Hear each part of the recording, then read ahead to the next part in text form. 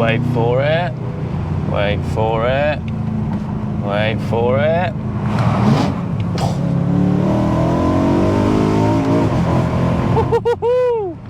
Hey guys, it's Luke here and welcome back to another video. Welcome back to my E92 M3. Now this car has been a little bit AWOL over the last couple of months. In fact, the only video of this car on my channel is the reveal video when I bought this. Hang on, bear with. Now there is a reason for that, a very unfortunate reason actually, one which is at no fault to myself or Ryan, a good friend of mine and previous owner of this car. But now that the car is fixed, I thought it'd be rude of me not to kind of give you guys an update. What went wrong with the car? How did it go wrong? When did it go wrong? And kind of what had to be done to fix it. So what we're going to do, we're out on a lovely Saturday morning, having a bit of fun. And so what I'll do, I'll head over to a nice little spot. We'll park up, we'll hop out the car, and I'll have a little bit of a chat about what went wrong with the car, like I said, and then we'll hop back in, go for a nice drive, because this car is just addictive.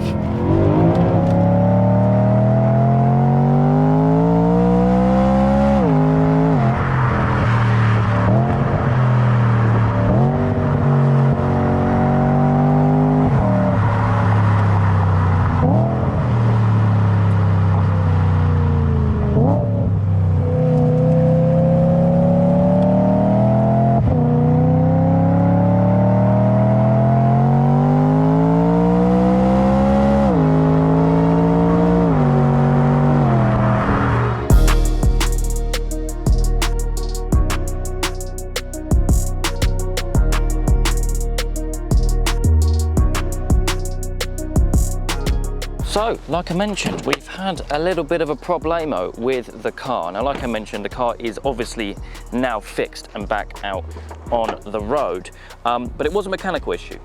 Any excuse to open up this bonnet, because look at this. So cool. I do actually want to change this. I'm thinking even Churi kind of carbon bits. Induction kit and intake manifold, that'll be pretty cool. But yeah, it was a mechanical issue with the car. Very unfortunate, because it was actually something which essentially kind of was done before. It meant the car was off the road for actually about a month due to various part shortages and postage issues and things like that. But like I mentioned, the car is now fixed, thankfully, and I am so happy to have this thing back on the road. Now with the E92 M3, there's only really two main things to worry about.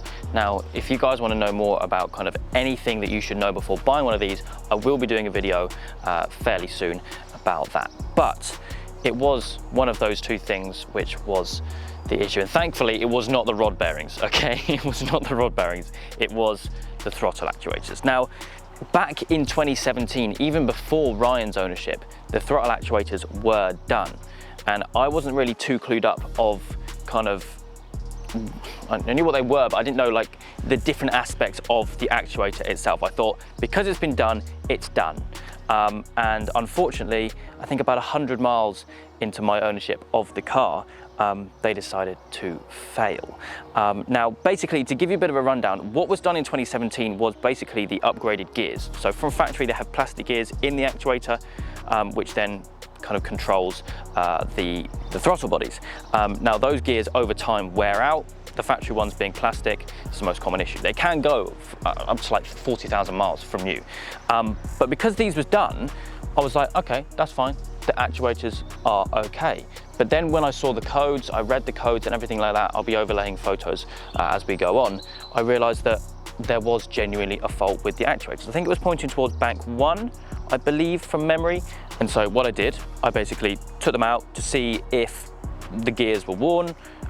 They weren't, so I kind of contacted the company to say, look, you supplied a set of upgraded gears back in 2017 on this car. Is there any sort of warranty? Because I think they failed. They didn't look worn, but I didn't know if there's any underlying issues. They said something which I had no idea about. The circuit boards which control the gears in the actuator can be faulty too. So I thought, okay, crikey, maybe it's the circuit boards. So I then sent the circuit boards off to a repair company. I said, basically, find any faults and fix them. They said, we found faults in both. So actually there was only a fault code for bank 1, but I sent both because I thought, you know what, I'm gonna get bank 1 fixed, and then bank 2 is gonna fail as well. So I sent both, said, look, have a look at both, see if there's faults within them, and please fix anything as required. They found faults with both, which was kind of strange. Sent them back. I thought, yes, finally, we can get the car back on the road. Bearing in mind, this is, I think, 2.5 weeks into the car being off the road at that point. I just wanted to drive it. Fitted it all back in, and the fault was still there, which was really strange. So then, basically, Ryan and I kind of got together and thought, what is the best solution of fixing this? And so basically we got 2 whole new units. And I have no idea what the fault was, because the gears were upgraded, no faults with that. The circuit boards were fixed. Is there anything else within a throttle actuator which can go wrong? I don't think there is. There might be. Correct me if I'm wrong, please.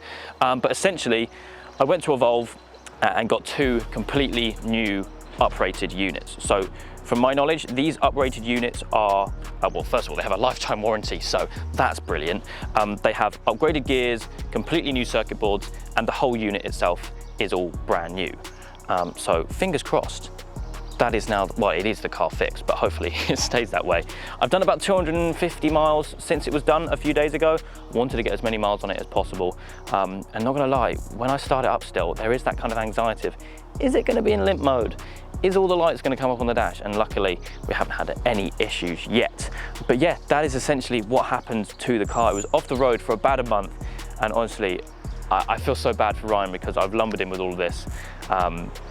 Literally straight after I bought the car. And I'd like to emphasize as well, this is at no fault to Ryan at all. Ryan is a lovely guy, he's a great friend of mine, and will actually be coming on the channel very soon when I take him out in the car after some bits are done.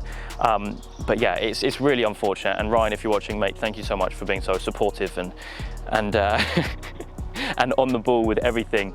I know it's been a bit of a pain, but we got there indeed. Back to loving the car now, and I think I've only done about 300 miles in the car now, so it's still all very new to me. But I suppose whilst we're here, I guess we can talk about a few things which I want to do from here, both some other bits which I want to get fixed and resolved, and also some modifications which are coming soon. So even though this is kind of a video based around I had an issue with the car, I think it'll probably be best to give you guys an update, what I'm planning with this car, seeing as there's only ever been one video of this thing. So let's have a walk around, show you some bits which I want to do, and then we'll head back on the road because it's a lovely day and I want to drive this thing more.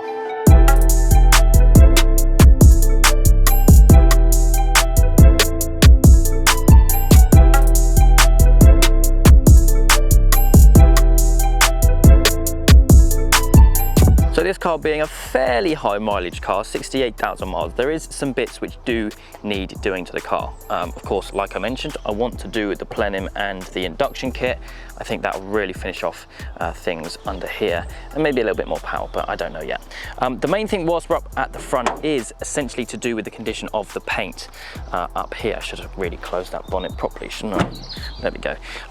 It is quite chipped. We can see if I come up real close, there is a few chips on the car. Like I said, it's done some miles. I'm not overly fussed about that.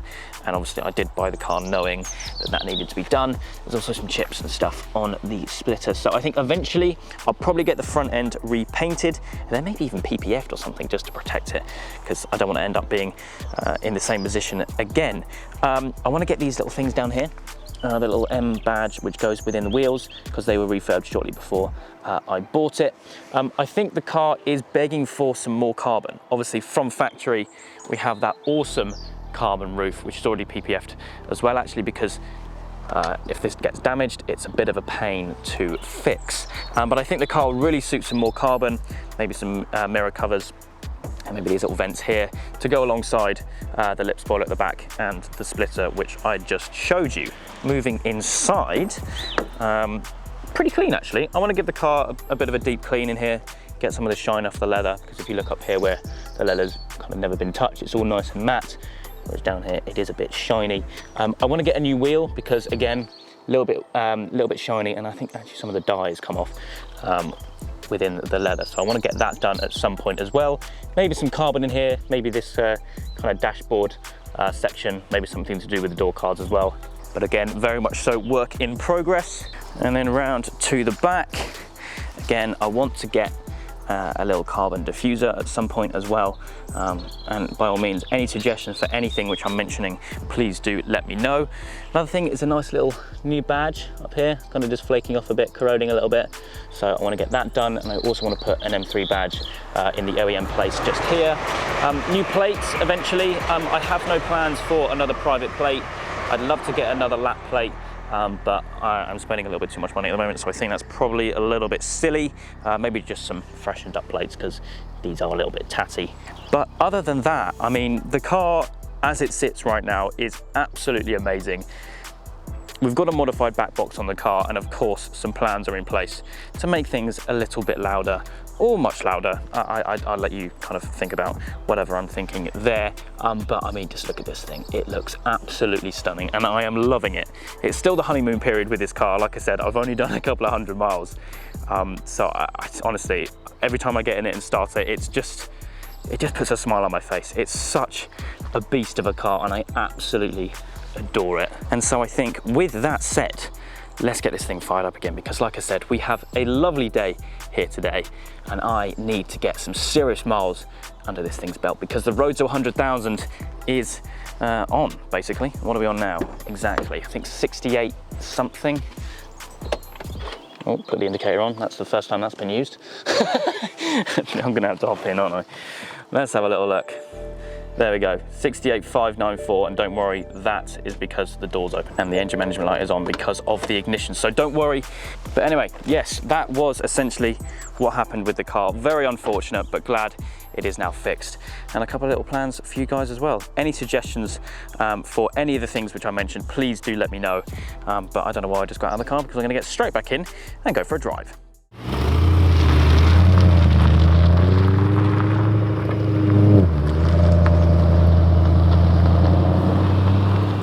Gotta say, downshift's by far my favourite part.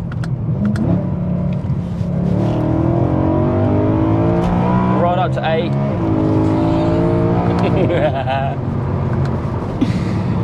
It is such a beast. And to be honest, even just on a cruise, it's pretty comfy, to be fair, because let's not forget, this car is my daily. Well, it is now that it's fixed. Oh, those downshifts, I mean, not gonna lie, I'm making a beeline straight to a tunnel, because I am dying to make some noise with this thing.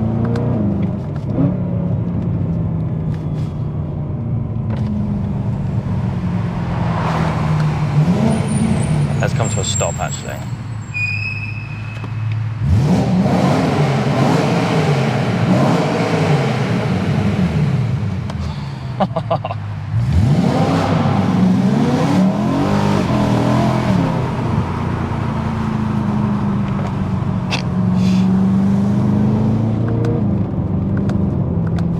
Cannot wait to do so many miles in this car, honestly. Absolutely cannot wait.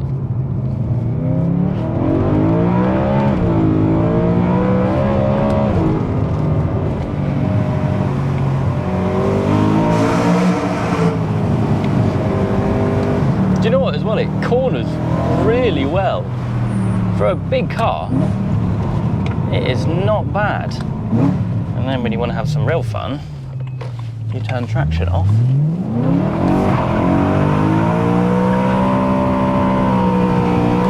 And you can do that. One thing I'm still getting used to as well is actually this little button down here, just behind the gear stick, which is essentially how you change the speeds of the shifts, I think. So if we go in the firmest setting, pretty quick, and then we go to the slowest setting, which is actually really fun. Well, I say fun, it's not, but it's awful, but there we go. There we go. Anyway, back to the firmest one.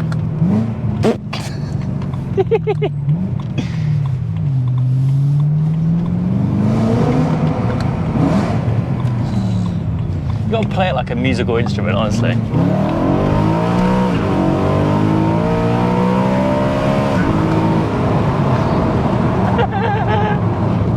What's the MPG? Let's have a look. I mean, we've done a quarter of a tank in this video anyway. 16.7, that's actually not bad.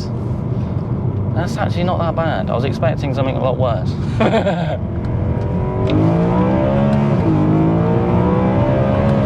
Really punches you in the back, actually. Really punches you in the back. Anyway, before I go through a complete tank of fuel in a whole video, I think we're gonna wrap it up there. But the car is fixed, it's back on the road, thankfully. So happy to have it back. Yeah, there's plenty of videos to come very soon. If you do have anything specific in mind, then by all means, let me know down in the comments what you want to see with the car. There are, of course, plans going on behind the scenes, but it's always nice to hear what you guys want to see back in NDM. There we go.